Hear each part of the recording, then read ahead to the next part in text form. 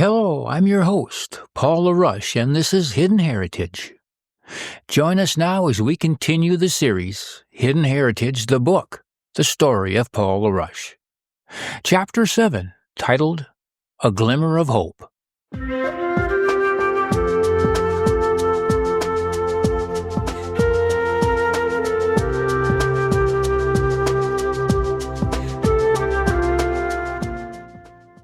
Meeting his biological family and discovering a new heritage was rewarding in many aspects. But it didn't come with a magic wand to erase all of Paul's problems, or a crystal ball to point him in a new direction. "Paul, get up or you'll be late for work," Kathy called from the bathroom. She heard him hit the snooze alarm twice already. I'm up, he mumbled with a big yawn. "I need to leave in about 5 minutes," she said, tucking in her blouse. "Can you make sure Nicole gets to school?" She said what's-his-name is picking her up again. "If that's who I think it is, I'm not so sure I like that. I don't have a good feeling about him," Kathy said. "I hear what you're saying, but this is Nicole, remember. That doesn't mean we should give in. It's another phase, that's all." Kathy grabbed her sweater and headed to the kitchen to make lunch. "Oh yeah, we have conferences at the high school tonight, and 2 of Nicole's teachers have requested a meeting. Plus there's the parents' meeting for baseball, and Shane says we have to be there." "Great," Paul muttered, pulling himself out of bed. Maybe a hot shower would wash away some of the frustrations. Then again, maybe it would take a whole lot more. Shane claimed to his friends that he had it figured out all along. "I mean, take one look at my dad. Number 1, he was born and pure," he said, counting on his fingers. "Number 2, there's reservations all around. He was adopted. He's got black hair. It doesn't take a rocket scientist, you know. Hey, what was it like? Was it weird? Nah, it was really cool out there. Normal, even. I went pheasant hunting with my cousins, and we got 13 just like that." The group of boys was clustered around a table in the high school commons. Hundreds of students were headed in all directions as another school day wound to a close. "Your cousins? Hey, that makes you a half-breed," another kid joked. "Hey, Shane, you gonna grow your hair long and braid it?" "Whatever," Shane said. Typical teenage boys. It was their duty to give Shane a hard time, but most of the questions and comments were good-natured. Grabbing his backpack, Shane said, "I gotta get to work." He hurried from the high school over to Pizza Hut for his afternoon shift. Shane gave up hockey after 8th grade in order to play baseball year-round. The only way he could afford to be on the Gopher State Baseball League was to work all school year to help pay the expenses.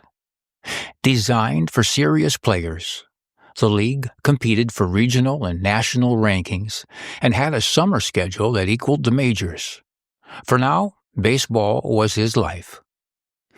A few weeks later, Paul came through the door about 6:30, jean jacket in hand. "Hey, hon. How come you're so late?" Kathy was reading the newspaper at the table, feet resting on an empty chair, her empty plate pushed back. "Sorry I didn't call. I wanted to talk to Craig about an opening for a new position at Myers Stewart," he said, tossing his jacket onto the couch. He pulled off his work boots and began snitching bites of the coffee cake on the counter. "We ended up talking quite a while, and I didn't realize it was so late." "Well, I made spaghetti for supper," Kathy said, pointing to the sauce simmering on the stove. Paul said, wiping his fingers on his shirt. "Sounds good." He dished up a plate of noodles and sauce and sat down at the table. "What kind of job?" "Can you reach the salt and pepper?" he asked, pointing to the end of the table. Kathy yawned and handed him the seasonings, along with a napkin. "The job title is Marketing Director. Someone to design a logo, create promotional materials, and stuff like that." Kathy listened with interest. "Paul, you have a real flair for marketing. I asked around a couple of weeks ago about it, and everyone said nobody from engineering is ever going to get into marketing. Kind of like you're nuts for even trying. Look at all you've learned from marketing your music over the years." "Well, that's what I thought. Craig and I go way back to my days with the city of Worthington. So we ended up having a nice discussion tonight. He knows what we've been through. Craig said they like to hire from within, which is promising to hear," he said, taking a bite of spaghetti. Hey, this is pretty good." "I opened a jar and heated it on the stove," Kathy said dryly. Well, maybe I'm just hungry," he grinned. "Let's put together a resume or whatever they need, Paul. I think it would really fit you." She got up from the table. "I'm going to change out of my work clothes. Last one at the table cleans up," she joked with a wry smile. "I hear ya," he said with a mouthful. Within that week, Kathy helped Paul create a well-drafted package that highlighted his marketing skills, computer and graphics knowledge, drafting experience, and music software proficiency. He printed several layouts and a color brochure to submit during his interview. 2 weeks later, Paul called Kathy at work. "Hey, good news," he announced. "Hey, did you get it?" she asked immediately. "I did," he said. "Just found out." "That's great, Paul. You deserve it," she said with enthusiasm. "Time to hunker down. Are you okay with it?" she asked, knowing where her husband's heart still stood. "Yeah, I mean it in a good way," he said, sounding confident. "I think I can get into this." Paul followed through with his intentions and dove headfirst into the new position. The first order of business was to design a marketing brochure for Myers Stewart Associates, including a company logo. The creative side of the position was good for Paul's soul, and he poured everything he had into it. Over the next several months, Paul and Kathy went about life as usual, working full-time and keeping up with Shane and Nicole's high school events. With Mark and Lori Summers and their 3 kids living close by in another Twin Cities suburb, the family was busy with holidays and get-togethers with the Summers and Frisches. But now also the LaRoches as well, still meeting new relatives on each trip to South Dakota. Every so often, Fritz and Sherelle and their boys made a visit to the Twin Cities. Sherelle wasn't shy to admit her favorite place was the Mall of America, a mere 15 minutes from Paul and Kathy's apartment. Fritz insisted the Summers come out to Lower Brule for an old-fashioned roundup, an annual event in late spring when ranchers on horseback round up beef cattle for branding. The marketing job was a good fit for Paul for almost a full year. Inevitably, though, things started unraveling at work. "You'll never guess what," Paul said to Kathy on the way to a baseball game across town. "What?" Kathy asked. "Well, they're not happy with the amount of time I'm taking on the newsletter and stuff. They want it done pronto, quick. They're thinking about hiring someone to do the newsletter so I can do more on sales." "Yeah?" Kathy inquired with hesitation. Paul shrugged his shoulders, merging in traffic. "Word must have gotten out about Lower Brule and everything. They want me to hit the Indian casinos in the Twin Cities for our business. Like I have an inn or something," he said with frustration. "There's a lot of construction going on at both Treasure Island and Mystic Lake. Lots of opportunity out there. It'd probably be a good place for Myers Stewart to get in, but I don't want to do sales," he grumbled. Another month passed as the tensions at Paul's office mounted. One Friday evening he came through the apartment door and closed it harder and louder than necessary. Kathy whirled around and frowned at Paul. "Now what?" "Nothing," Paul grumbled. "Paul, talk to me." He grabbed a bottle of beer from the fridge and leaned against the counter. "My supervisor called me into the office this morning," he started, taking a swig. Kathy squelched the sinking feeling in her gut and swiveled back in her chair to face him. Yeah, they're all down on me because, he took a deep breath. I'm not there, even when I'm there. How can I say it? My heart's not into it anymore. I tried, Kathy, really I did.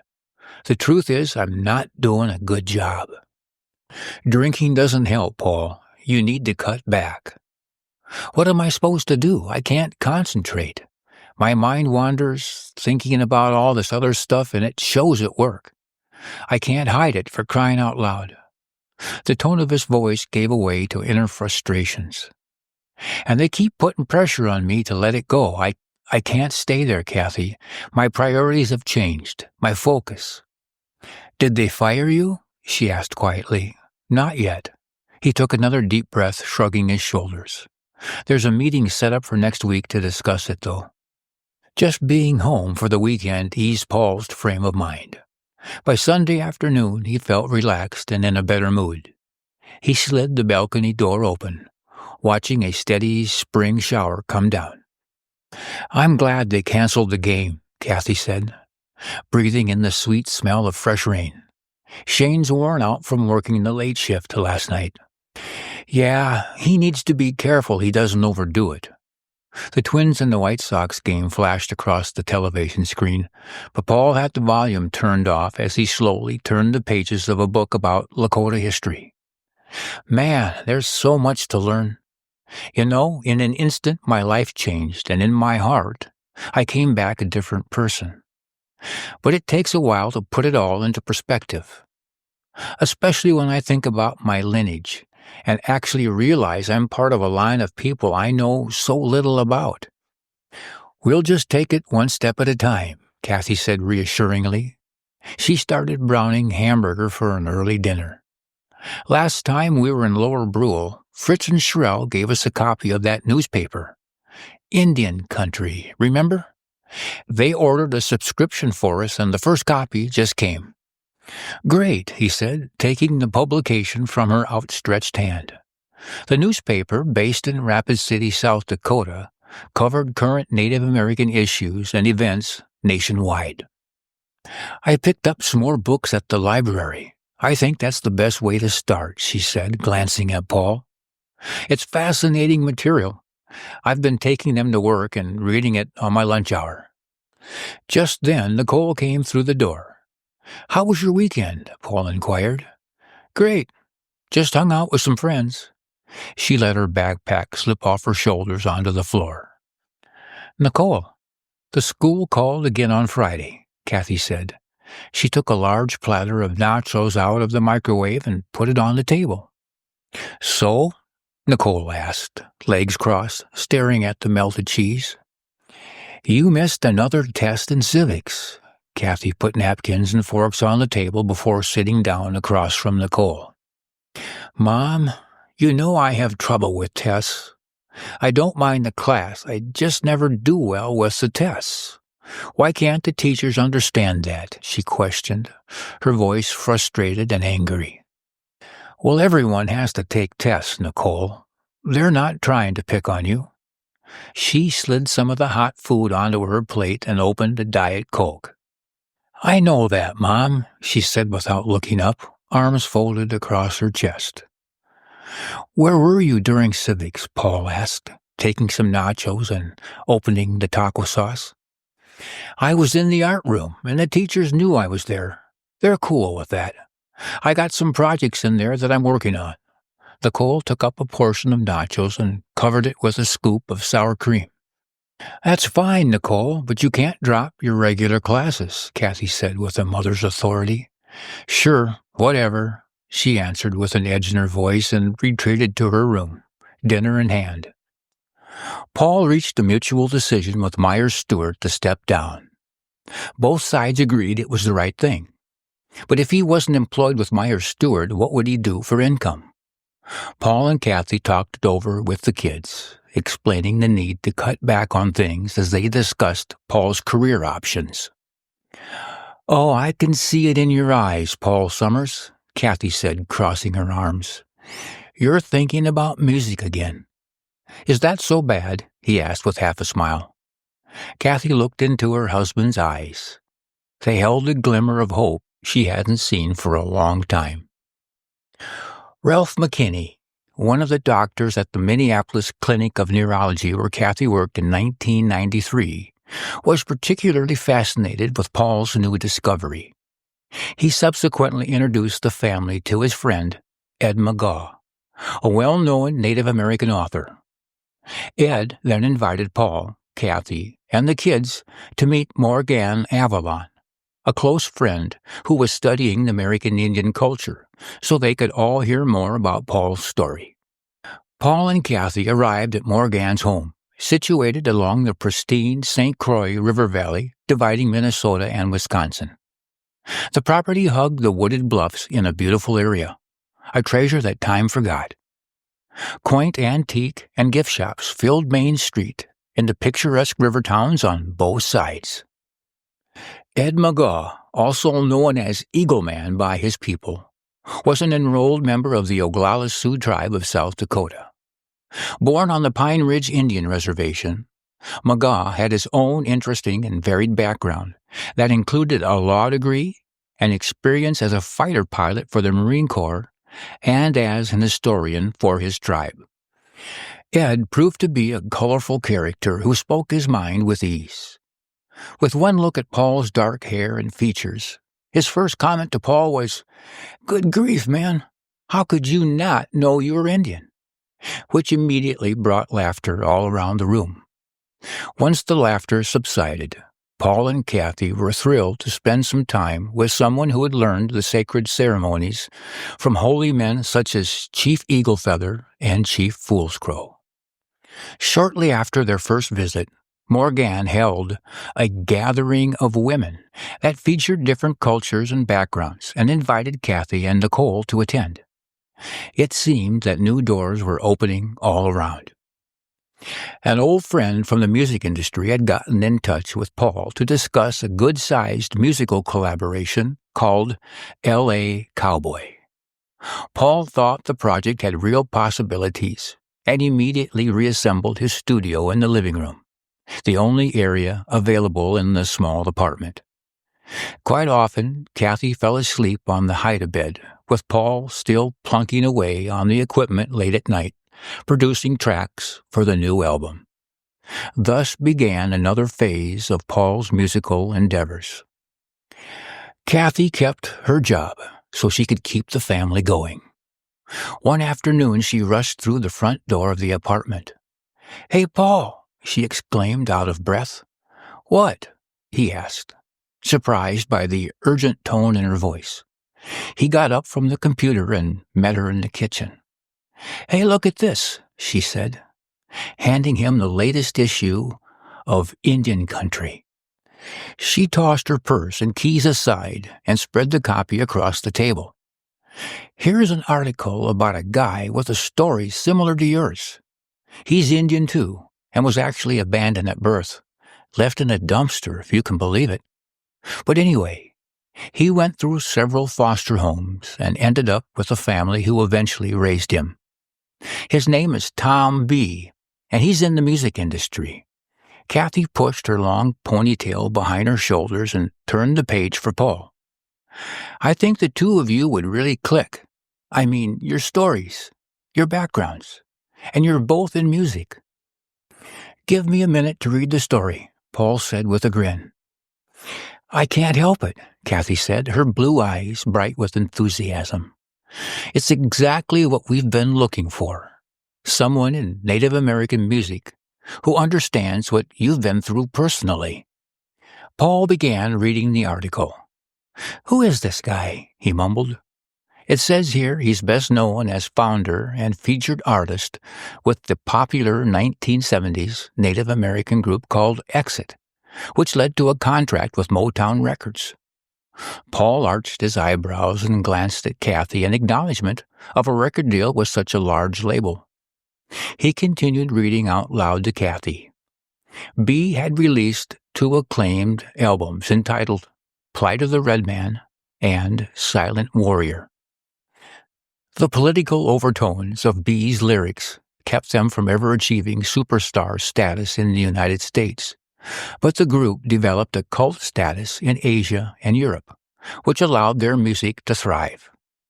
In 1989, B formed Sound of America Records, SOAR, in the garage of his home in Albuquerque.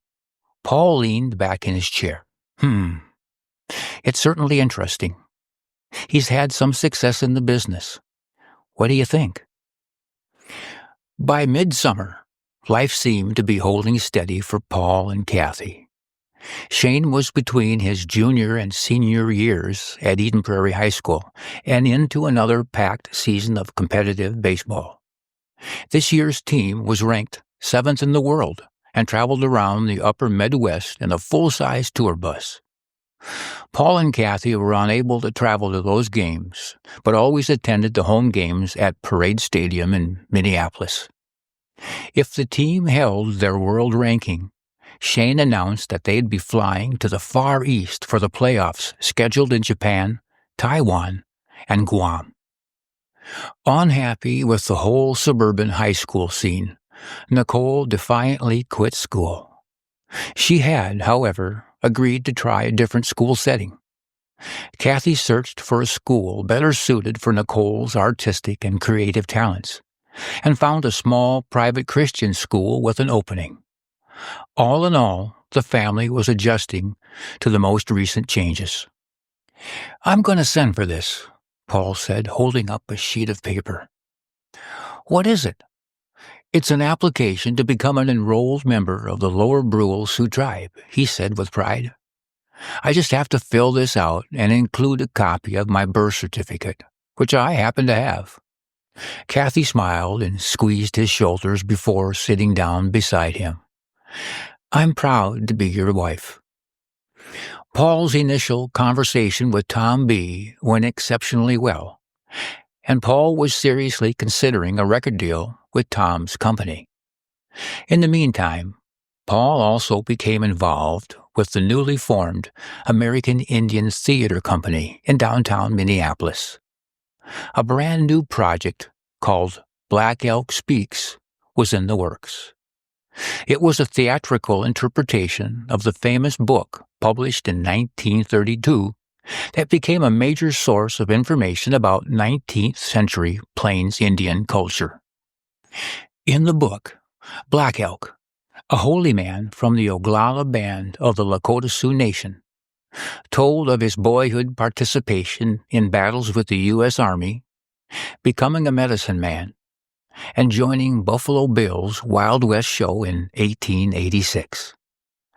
A few years later, he returned home to find his tribe starving, diseased, and hopeless on the Pine Ridge Indian Reservation of South Dakota.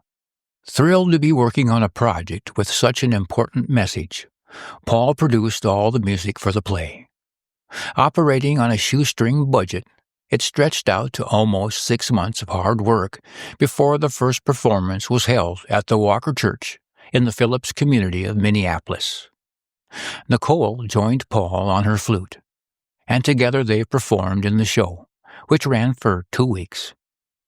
The satisfaction of seeing the music and story come to life on stage with a message that held a purpose lifted Paul's spirits. He absolutely thrived in the environment that now blended both facets of his life, music and Native American history and culture. He thought again of Lower Brule and his feelings in that first moment when they arrived. 2 worlds, 2 cultures, 2 distinct sounds. With the opportunity to produce his own music interpretations at SOAR Records, Paul's creative senses were in overdrive. He enlisted Kathy's help in organizing a Native American theater company in the Twin Cities, which required her to quit her job. Paul and Kathy explored many avenues, working closely with the director of Black Elk Speaks, a husband and wife team. Graydon Corey had extensive theatrical experience, and his wife, Nancy Kane Corey, had American Indian heritage and connections. Throughout the subsequent months, Paul and Kathy flew to Albuquerque to meet Tom B. and visit SOAR Records. They discussed contract negotiations and made the final revisions via telephone after returning to Minnesota. Paul could see the contract certainly favored Tom's interests over his own, but at the same time it gave him a chance when no one else would.